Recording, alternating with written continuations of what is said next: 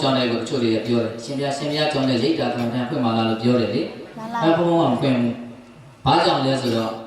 ရိတ်တာဖွင့်လိုက်မယ်ဆိုရင်အာယုံတွေလာပြီးမှန်လားပါဗျာကာမဂုဏ်တွေလာပြီးမှန်လားပါဗျာအဲ့ဒီအာယုံတွေကာမဂုဏ်တွေလာပြီးဆိုရင်ကိုလောဘတက်တော့မယ်မှန်လားပါဗျာကြောင်းဆောင်ကောင်းကောင်းမြင်စောင့်ကျင်လာတော့မယ်ရှိနေတဲ့အရာကြောင်းဆောင်ပေါ်မှာ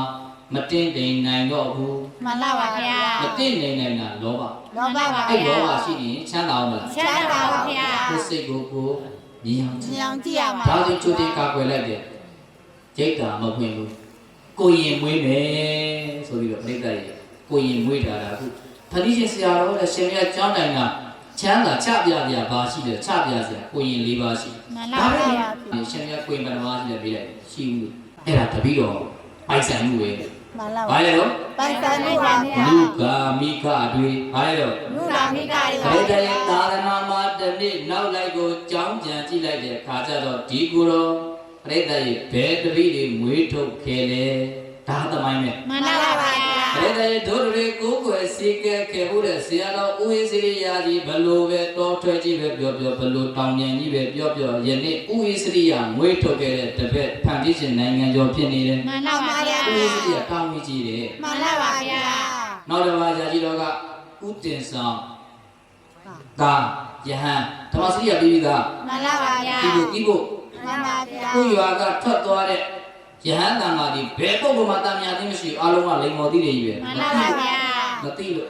မှန်လားမှန်လားပါဗျာပြောရင်လည်းရှင်နာနဲ့ပြောမှုအဲ့ဒီဒုဆရာတော်အော်ငါတို့တွေရန်ကုန်မှာဒုဆရာတော်တွေရှိတယ်ပြောနေတာက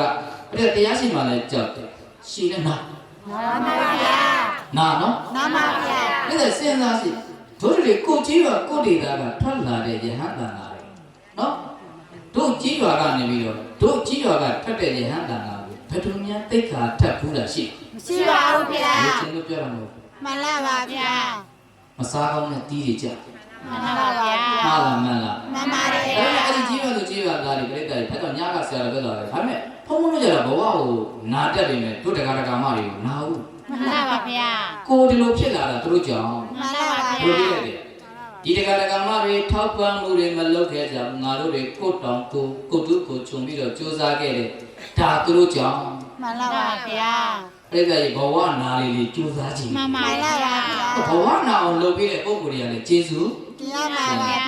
ဘယ်တည်းအရှင်ဒီဝတ္တကြီးမရှိဘဲနဲ့ဖရာဖွင့်လို့ရမလားမရပါဘူးဗျာဒါပဲပြိတ္တအခါရမှာကိုယ့်ကိုတိုက်ခိုက်တဲ့ပုံကိုယ်ကိုတချို့ကစက်တနာလို့ထင်တာမဟုတ်ဘူးဘုံဘုံကဝက်ကန်းသူတိုက်ခိုက်မှန်လားပါတိုက်ခိုက်ရှိမှလောကကံရတာနည်းနည်းလေးစဉ်းကြည့်တာတိုက်ခိုက်ရှိမှလောကကံရတာသိသိရှိလို့ခံစားရတယ်တိုက်ခိုက်မရှိပြင်းစရာမှန်လားပါဗျာဟုတ်လားမှန်ပါတယ်ဗျာတိုက်ခိုက်ရှိမှပြိတ္တကြီးမှတ်တာဘဝမှာ